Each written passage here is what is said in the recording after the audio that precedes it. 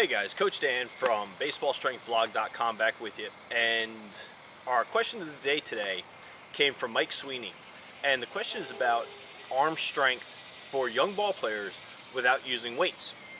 Now, when I grew up, I lived on a street that's not a whole lot different than the one I'm standing on right now.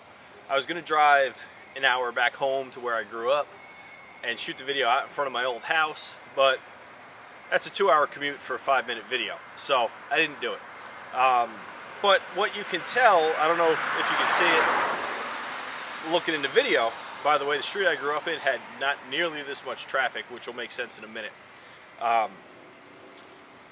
There's a little bit of a hill behind me. It's not a real steep hill, but it's noticeable. If you were to run up this hill, you'd be winded by the end.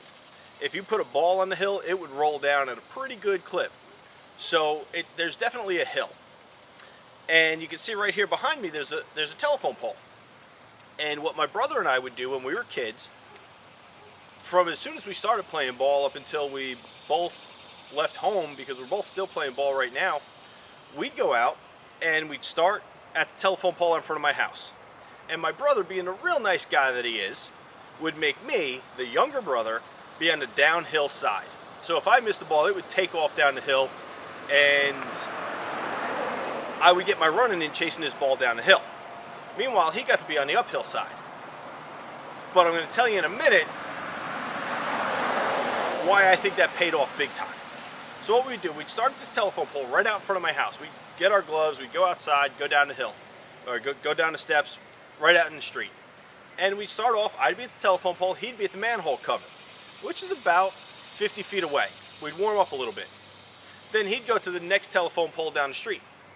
And I have no idea how far we were throwing. But there was a telephone pole, a manhole cover, a telephone pole, a manhole cover, telephone pole, manhole covers, working their way up the street. Lots of telephone poles, lots of manhole covers. Looking back on it and knowing property dimensions now, I know that the average property is 50 feet wide, and I grew up on a lot and a half, which is 75 feet wide. So what we would do is we would start out throwing about 50 feet.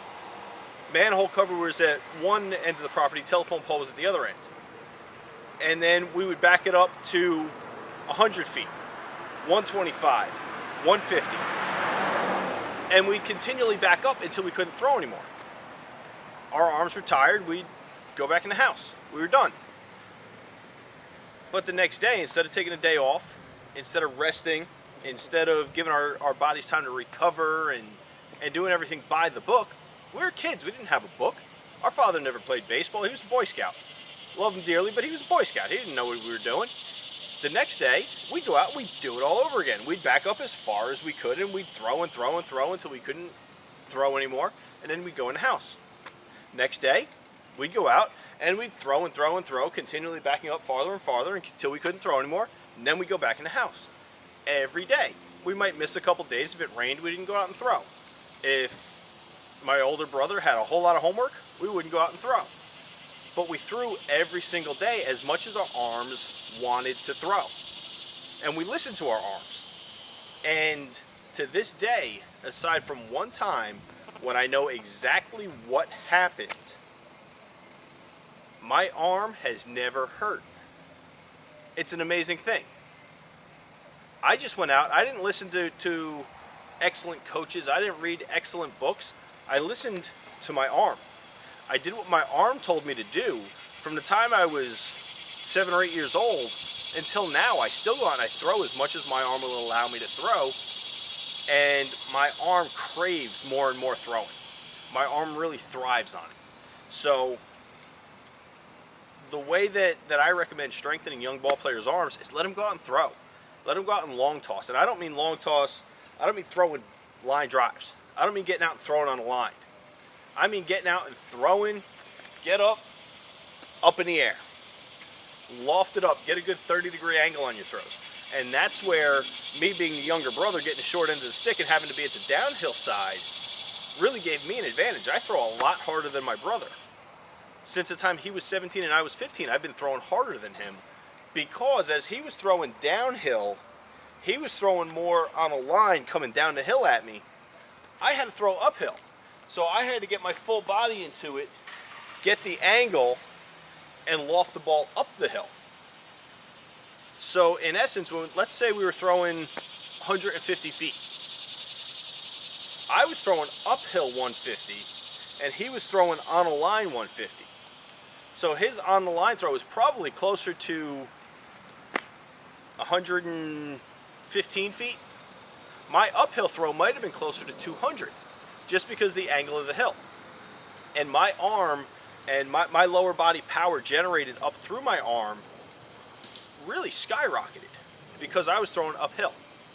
So there's my 2 tips on getting young kids out, getting young kids' arms stronger, building up arm endurance. Let them throw as much as their arms allow them to throw. If their arms hurt, tell them not to throw. If their arms feel good, let them go out and throw. Don't set certain distances where they have to throw 80 feet, they have to throw 120, they have to throw 150. Let them back it out as far as they're comfortable. Once they're not reaching their partner, that's as far as they go. If they're comfortable staying out there where they're just barely reaching their partner, if they're comfortable out there for 5 throws and then they bring it back in, fine. If they're comfortable out there for 15, 20, 30 throws, fine.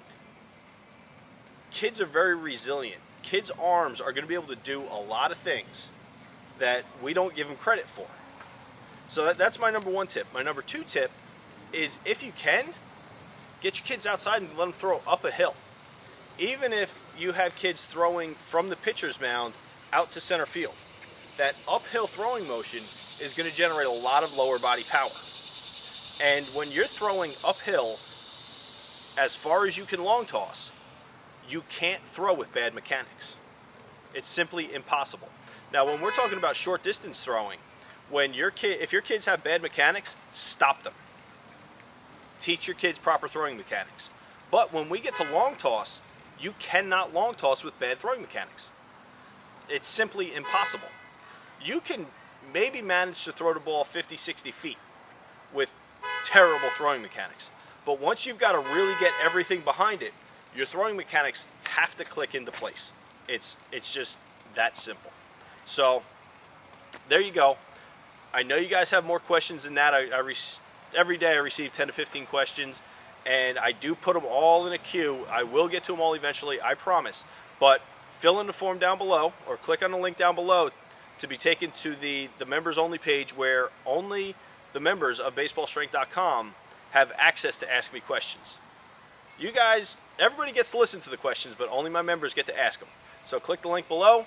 If you want to become a member, go ahead and ask away. It'll take you right to a page where you can register and ask me your questions. It's Coach Dan from BaseballStrengthBlog.com, signing off.